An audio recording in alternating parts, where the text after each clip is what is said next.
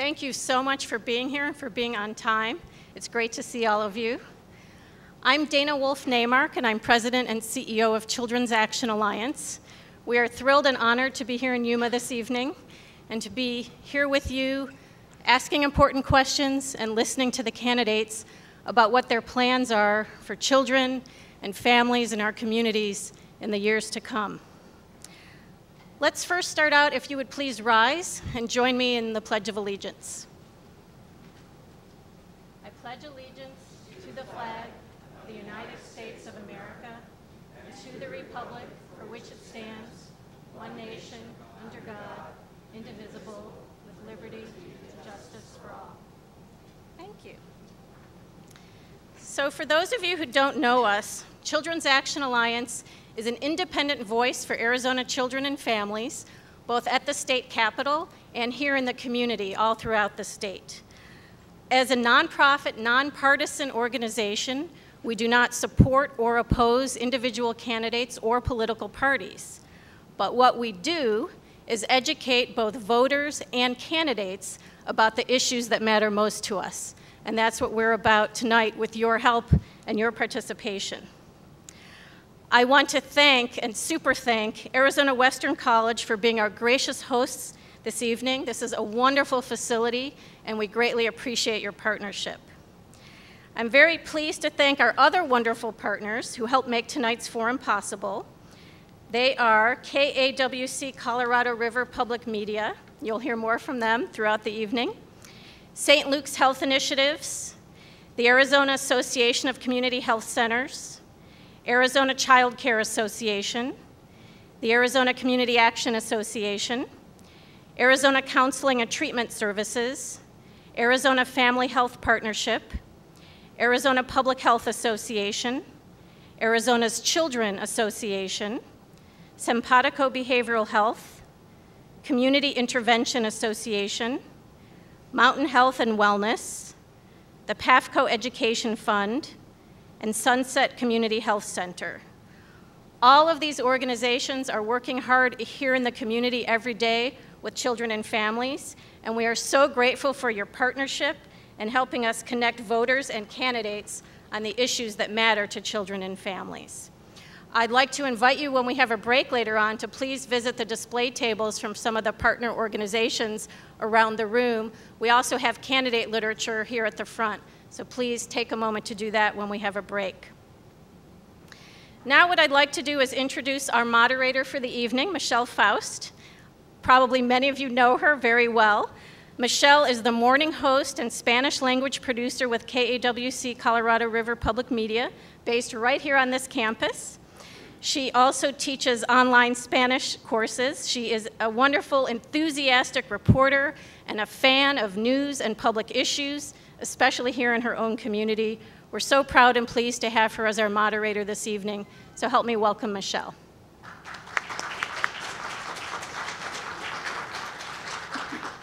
Good evening. I'm happy to be here tonight and serve as the moderator for this forum before our primary election, which will be on the 28th of the next month in August. We were here to help prepare you for these elections. To get started, I'd like to ask everyone to please turn off your cell phones or put them in a silent mode, and hold any applause or comments until the end. You will be granted the opportunity to ask questions to all of our representatives. In this case, it's going to be Representative Jones, but make sure that we show respect to all of the people speaking as it is their time, and hold your reactions until the forum is over. For the first time, Yuma has been divided in two legislative districts. There we have Legislative District 13 and Legislative District 4. Both districts are uncontested in the Senate and in the Senate races. Right now, we're talking to the candidates for the primary election for the House of Representatives in both districts, as well as the Senate candidate here for LD 13. We only have one Republican candidate for the House and Senate District 13 with us tonight. At 7:15, we will begin the forum for the Democratic candidates for the House of Representatives for District 4. And we've already briefed all of our candidates on the rules of how we will be holding the forum. They're sitting, we have a timer in the front row who will make sure that things are timed and kept quite succinct. Candidates will have 20 seconds remaining when they get a yellow folder, and when they have a red folder, they will be up to time, and that's to ensure equal time. Even though we only have one candidate in this forum, we do want to be fair with all people and allow maybe at the end for a few extra questions from the audience. Each candidate will have 90 seconds to answer each question. In this case, we're going to give 2 minutes statements from each candidate to get the questions. You can write your questions for the candidates on cards that have been provided for you at the front, or you can also send a tweet. If you use Twitter, you can use the hashtag LD13Yuma during this forum, and in the second forum, you can use LD4Yuma. As a member of the audience, we want to make sure that you have your voices heard, as well as get as many of your answers to your questions. Due to our time constraints, we will not be able to ask all audience questions, but we encourage you to take advantage of this opportunity to participate in the debate, and we will send the candidates all copies of all of the questions that you provide for us today. Thank you for being here with us tonight, and thank you for getting to know all the candidates. And please hold your applause and comments till the end of the forum. I'd like to reiterate, the Republican candidate with us tonight for this District 13 is Russ Jones, who is a Republican serving the state of Arizona's House of Representatives in Yuma's former District 24, and he is hoping to also serve in Legislative District 13. He is a licensed insurance broker who owns his own business here in Yuma. We did reach out to Darren Mitchell and Steve Montenegro, who are not here with us tonight. They did not respond to our requests to be here. At this point, we would like to invite Representative Jones to the stand.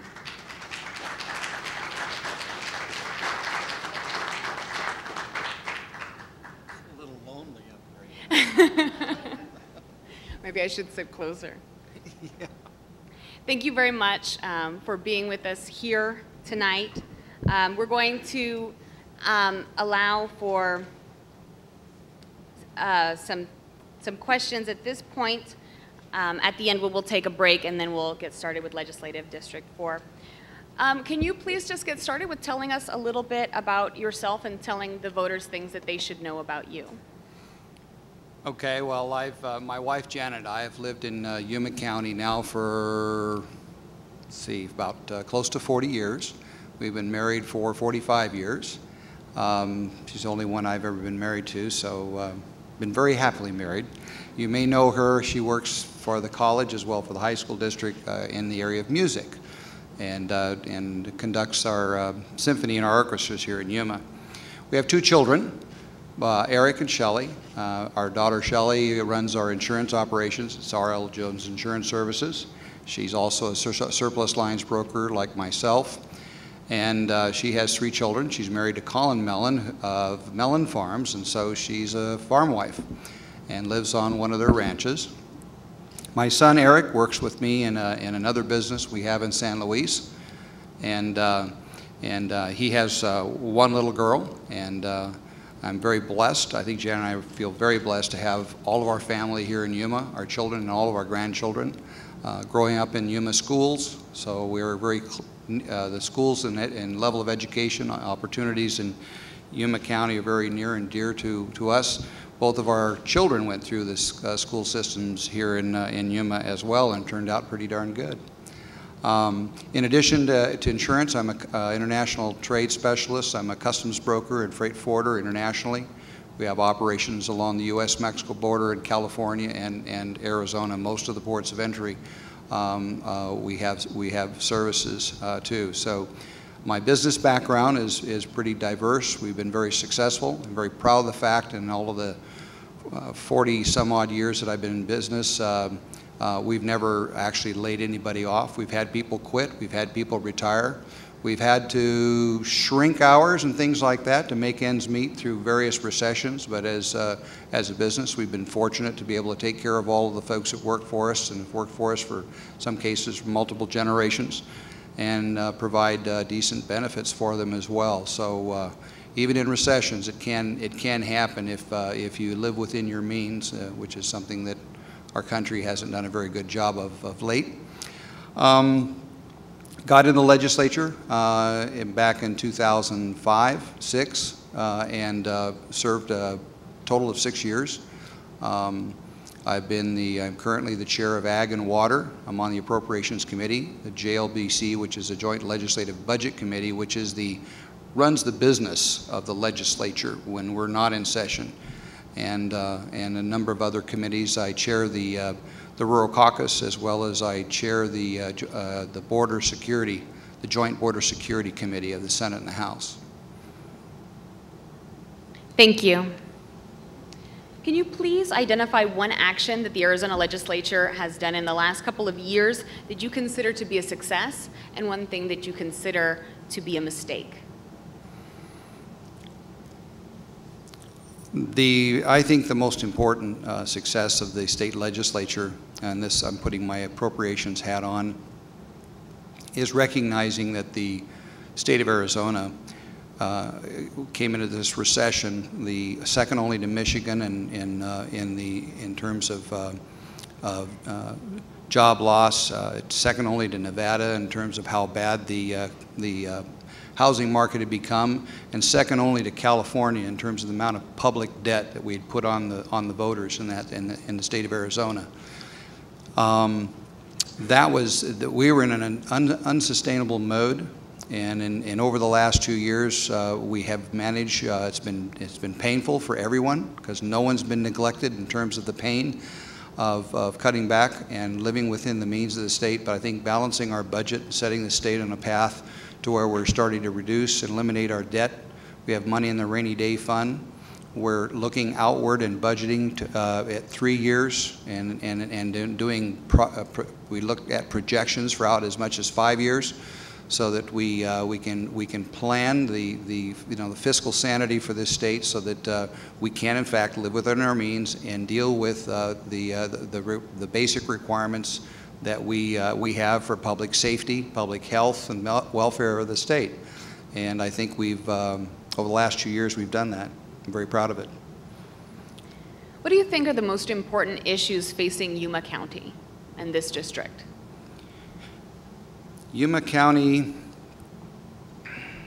is blessed with some of the richest farmland there is in the world. We're blessed with water. We're blessed with great and very hardworking people. We're blessed with two of the 4 major military bases that are in the state of Arizona. So we have a lot going for us. Where we've been falling a bit short is finding a way to keep our workforce employed on a year-round basis. You hear the published and see the published notices of 30%, 20%, 25% unemployment, while that's and we lead the nation in that area. But I think the biggest problem is endemic underemployment, and where we have seasonal unemployment and underemployment in Yuma, Arizona, and the Department of Economic Security is not designed, and the models they use are not designed to handle a place like Yuma County. Looking for and targeting industries, tourism, and others that could help provide off-season employment, so that we can have folks employed on a year-round basis. I think the jobs is the main thing for Yuma County. Like I said, we have abundant natural resources. We're as close as you might want to get to California. We can live in Arizona. We can play in California. We can attract California business over here because they are such an over-regulated society. We have that great opportunity. We have great recreational opportunities in this area. I can't think of any place I'd rather live on the face of this earth than in Yuma County. Okay. What would be the first thing that you would do if you were reelected to continue to help children and families in the state of Arizona? Children and families. Well, the first is to have a healthy economy and have a growing economy where there are job opportunities. for both skilled and semi-skilled, and those that have a formal, college education, so that there's opportunities at all levels of employment in the state. And one of the fundamentals is, of course, again, to live within your means and balance your budget as a state, and we've done that. But what we've also done over the last couple of years is pass some incredibly, I think, well thought out incentives to attract capital and wealth development, to reduce regulation on small business, and make Arizona, where we had dropped in terms of our competitiveness with other states down into around the middle of the road with other states, around 22, 23. Now we're back in the top 10 in terms of attractive places to do business in Arizona, to run a business, open a business, invest in a business. And that's something we've done over the last 2 years, and I'm proud of that, and I think will help us in the future.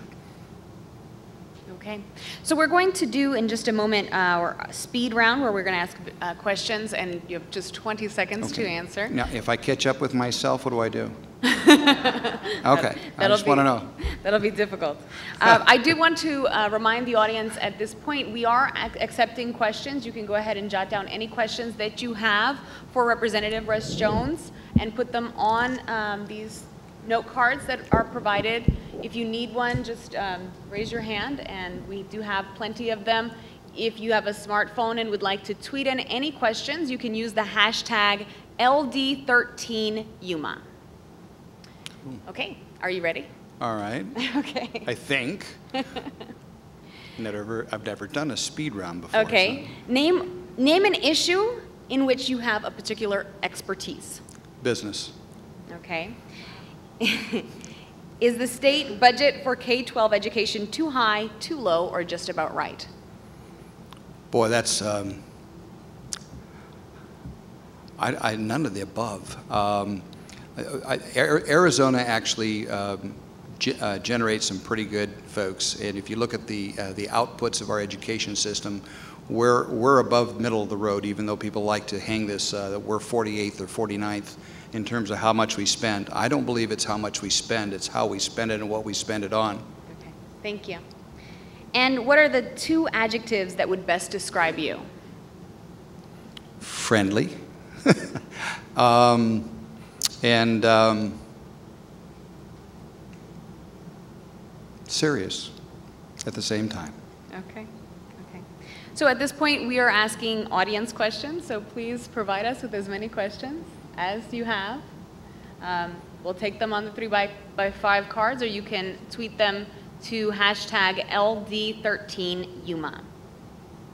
I'm going to get started with the first audience questions. Are you in support of an effort to extend the 1-cent sales tax? No, I'm not. And the reason I'm not is that we have planned in our budgets to actually have a net revenue without it. In other words, we've planned our budget around the assumption that there is no 1-cent sales tax extension. Like I said, we have almost $500 million in our rainy day fund. Our revenues right now, we're almost $270 million ahead of budget, and we planned a $122 million budget excess in the 2012 budget. So we're talking about another $500 million that we could carry forward, and we've calculated that with the even with Obamacare and the elimination of the 1-cent sales tax, we can balance the budget through 2015. And I think if this economy hasn't turned around a bit by 2015, we're all in a lot more deep trouble than we realized. Okay. It's interesting that you mentioned the Affordable Care Act and Obamacare, because the next question is, what is your opinion of the Affordable Care Act, and do you believe that Arizona should elect to participate in it? Arizona has arguably already one of the better, if not the best, model for delivering health care to those the more vulnerable in our society. We manage it very strictly, much better than other states. We do check people's backgrounds. We do a better job of making sure people are, in fact, eligible and for the benefits we provide. I think we can. I believe there's consensus that health care needs to be modified. We need to be able to have it needs to be portable, like our health insurance, like our life insurance and our automobile insurance is. There's a lot we can do for it, but going to a single pay national system, I think, is a recipe for disaster. I think the numbers that have come out of OMB already stress the impacts it would have on the economy. I think it'd be negative. I think we can fix it. I think we can do a better job in Arizona. I'd rather see the federal government take a step back and give us an opportunity as a state to see if we can't fix it ourselves. We don't have, for instance, in Arizona, I don't think we should be adding insurance exchanges and joining the Obamacare system, but I think we should elect to get out of it. But I certainly think we should look at high-risk pools and other ways to mitigate cost and bring down the cost of delivering health insurance and health care to people. Okay. And the next question is, when you're going to be representing a new district, and this district is very different than the previous district. When you have to represent a new district, are there issues that you believe could force you to pick between two communities like Yuma and Buckeye? That was one of the first things I wanted to find out, and I spent a great deal of time while we were in session traveling out to the West Valley, assuming that was going to be part of my new district. And matter of fact, I even joined the Buckeye Chamber of Commerce. I generally go on Tuesday mornings to a breakfast with business folks out in Buckeye, and I've got to know a lot of really fine people and realize that we have a lot more in common with the folks of the West Valley of Maricopa County. That's where the last of the agriculture is in Maricopa County. That's also where Luke Air Force Base is. So if you're thinking about these parallels to Yuma, agriculture, military, they have a growing, they're trying to expand their manufacturing and their tourism industries, very similar to Yuma. They have some real challenges with education. They're largely rural still. But one other thing that was important to me to find out is that Buckeye has its own water source. They sit on their own aquifer and dedicated water source and are in pretty good shape on water. And in talking with the ag sector in that area, they're very much in tune with the ag folks here in Yuma, and they all know one another. They belong to the same organizations and very supportive of one another. So frankly, I'm very, very comfortable with most of it. Now, some of it goes up into Litchfield Park and Goodyear, which is arguably a much more urban setting. My focus, if I'm elected, I obviously represent every single person in that district, both urban and rural. But I would say probably 75% of this district is, in fact, rural. It's the unincorporated areas of West Maricopa County and Buckeye and Wickenburg, and along with Yuma and the communities in the valleys in between. It's about 75% of that greater community. So we have a lot in common. Okay. We're going to go back to our speed round questions. Sneaky. And the first question is, what are Arizona's two greatest assets, or Yuma's? It's climate and it's people. Okay. And what would you like Arizona to be best known for? I think it's already best known for being rugged individualists. I mean, we march to our own drummer in Arizona. I gave an example of access. We didn't join the Medicare. We set up our own system in Arizona. Historically, we do that. And it's one of the things I love about this state is we do it together. Thank you.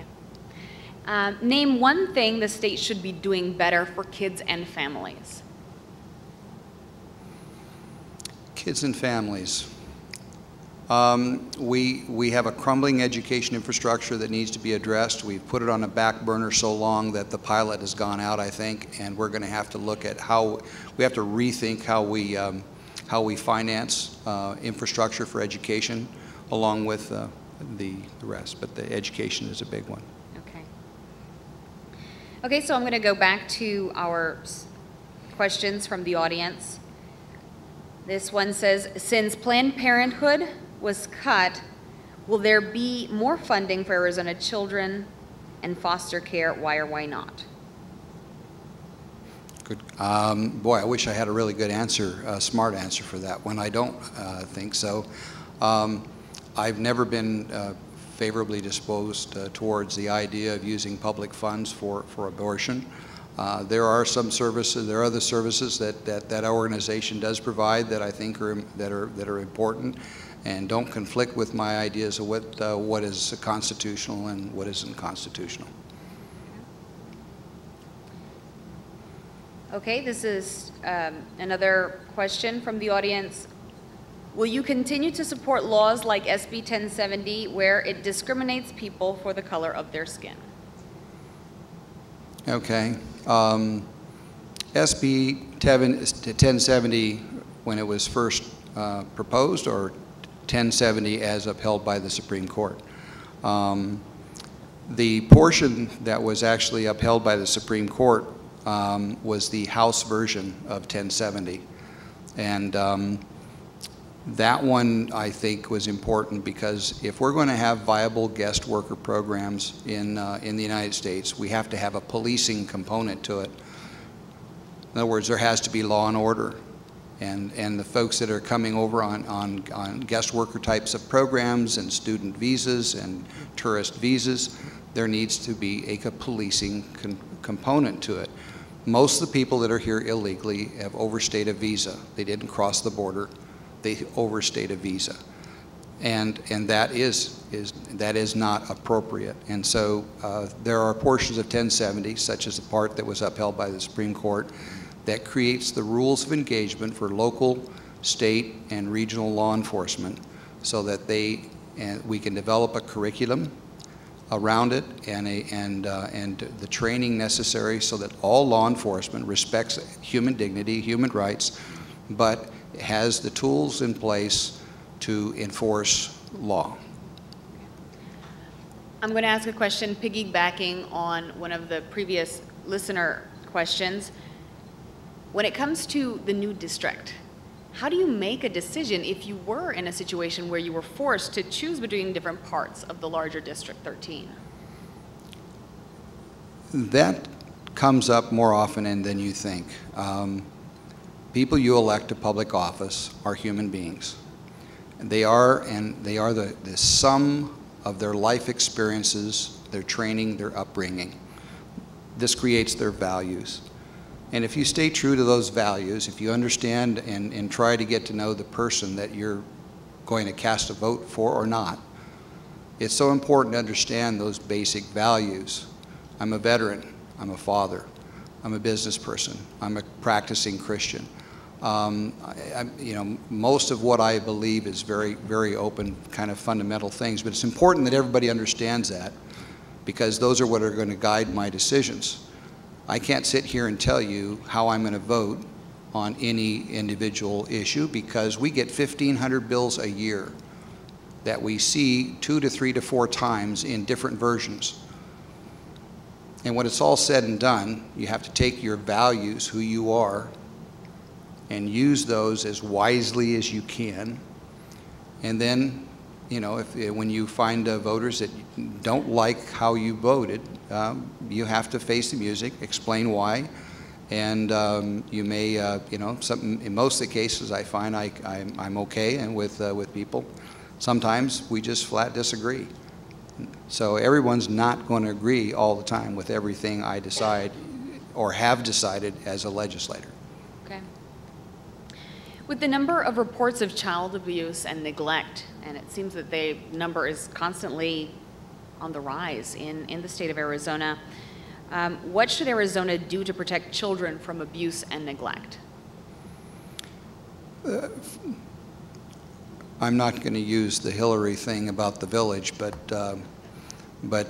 children are special, and we all have a responsibility to make sure that young people are treated fairly and properly and given the appropriate nutrition and care so that they can grow and thrive in spite of who they happen to be born to or where they're born or what situation they're in. Those are my fundamental Christian values coming out there. And I think Child Protective Services has been neglectful. We need to, there needs closer monitoring of its practices, policies, and procedures. We have far too many young people that are abused. Some of that you can blame on the economy. The tougher the economy is, the more families split up, the more arguments there are, and unfortunately the innocent victims in many cases are the children. Thank you. Juvenile crime in Arizona has been going down over the past few years. What do you think is the best way to keep this trend going? The best way to keep that trend going, I think crime in general has been going down significantly in Arizona for the last decade, and that again, the responsibility of public safety is very, very important, so that we feel safe in our homes, in our schools. So I would say that what we've been doing to reduce crime generally, we should continue to do. But I think in the case of youth, again, having alternative educational opportunities so that they can take those energies and focus them on a skill or education and employment, and also teaching them life skills, which a lot of the young folks who are in foster care or from broken homes lack life skill education. Thank you. I'm going to go back to some of the questioners from the audience. One question that was emailed to me prior to this event mentioned that they had heard of people suggesting the Arizona House be doubled by increasing the number of districts, doubling the number of districts, and having one candidate per district. Do you support this concept? I think it will make it unnecessarily complicated. I do believe that having both senators and House members each run for 2-year terms concurrent by district, it creates a problem in turnover, because we'll turn over 25–30% every election cycle. I've learned to question term limits. I'm not sure, particularly as it applies to rural Arizona, when we can finally get someone who's willing to leave their family and live apart from their community for 100 days to a third or a half of a year. We usually like to keep hold of them and not let them go. But I think that going to more districts is going to make it more rather than less complicated. Except I believe that senators should be elected for 4 years and run for 3 terms.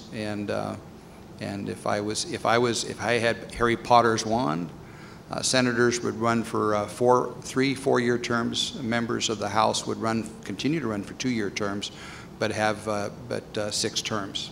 So 12 would be it, but it would be a lifetime term. In other words, right now I can run for the Senate and I can get another 8 years. Then I can jump back to the House and I can get another 8 years. And you can just go on and on and on. In some districts where you can get away with that, that might be nice, but if you are going to have a term limit, it should be on the life, a term that you can serve only so many years in the legislature for a reasonable amount of time. Okay. How do you feel about the ability of all Arizonans to carry concealed weapons? I don't have a problem with it. I've had a CCW since they started the program. You'll be happy to know that I didn't bring my weapon with me this time. We're on a college campus, so obey the rules. But I think Arizona is a safer state because of it. I recall back before we passed the CCWs, it was almost a daily occurrence. We were having people carjacked in broad daylight at intersections around the state. When was the last time you heard about someone being accosted at an intersection in the middle of the day and have their car stolen from them or have them mugged? It doesn't happen. The bad guys don't know who's back and who's not. So I don't have, and you know what? In all of the years we've had CCWs, we've yet to have one single incident where it's been abused. Not one. So it speaks to the program. Okay. I have 2 more questions from the audience, and I'll go ahead and finish those up. What is your position or your opinion for a bill to legalize all students or dreamers in the state of Arizona? And it's more of a federal question, but it is what is your opinion on the idea of a DREAM Act? The DREAM Act. I don't support the DREAM Act in the form that's been proposed by Congress or in California. Now I do recognize that and feel, again, this has to do with my feeling about kids in general. A young person that's a minor that was brought to this country by their parents or whomever and have assimilated into our culture sufficiently, and I don't feel it's appropriate to deport those young people. Now, I don't like what President Obama did because he created a program. There's already fraud and other types of people trying to game the system because it was kind of done by presidential decree as opposed to being well thought out as part of a guest worker program or some other immigration reform. But if a person was brought over here in the United States as a minor and they've lived here for 3, 4, 5 years and assimilated into this culture, as someone who's multicultural like myself, being a customs broker, half my family's Mexican, and it's very difficult to assimilate into one culture and just be, you know, thrown back into one that you don't understand and expected to thrive and excel. So I just don't think that's fair. Okay. This question was submitted in Spanish, and so it says, how important do you feel it is to consider, I believe, provide human resources that represent the Hispanic community in the workforce? So how important is it to have a workforce that represents the Hispanic community? Well, I'm not sure about that one because if you're an employer here in Yuma County, your workforce is Hispanic. I have 300 people that work for me, and I think that there's less than 5 that are not Hispanic. And we're folks that have worked for us for multiple generations, and we're a multi-generational family business. I mean, I'm the 4th generation, and the 5th generation is working in it. So I'm not really sure I understand the question. I don't, you know, for Yuma County, I think we figured it out a long time ago. Do you believe that the Hispanic workforce is treated fairly in Yuma County? Well, I can say that the workforce that I have is treated very fairly. Otherwise, they wouldn't work for me. Thank you. Thank you. So we have no more audience questions. We'd like to provide you with 2 minutes to give your closing remarks, and then we'll conclude with the session. Okay. Well, hopefully I won't take 2 minutes, but I do want to thank you and David. I think the sponsors of this organization that sponsored this evening, very appreciative of. This is a very interesting time we're living in with this new district, and actually 2 districts that we have to get our arms and hands around as a community. But you know, for the time being, it is what it is. We'll have to make the best of it and work with it. And I think it's very important that we have these kinds of forums. So again, so that the constituents can understand and meet the people that they might be voting for or might not be, because you know, again, it's so important to know the type of person that you're going to vote for and what their values are and whether their values are close to your values, because that's about the best you can do. And I appreciate this opportunity to be with everyone here to answer your questions. I'm not going to be in a big hurry, so if someone else has a question that they didn't want to ask on live, but want to ask me personally, I'll hang around and be more than happy to try to answer any questions you might have.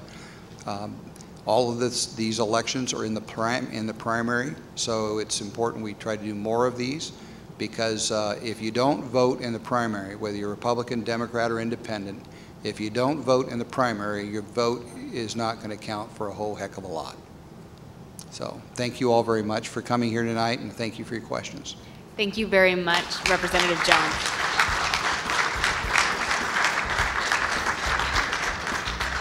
We appreciate you coming out, your commitment to public service, and your participating in this very lively debate. Thank you.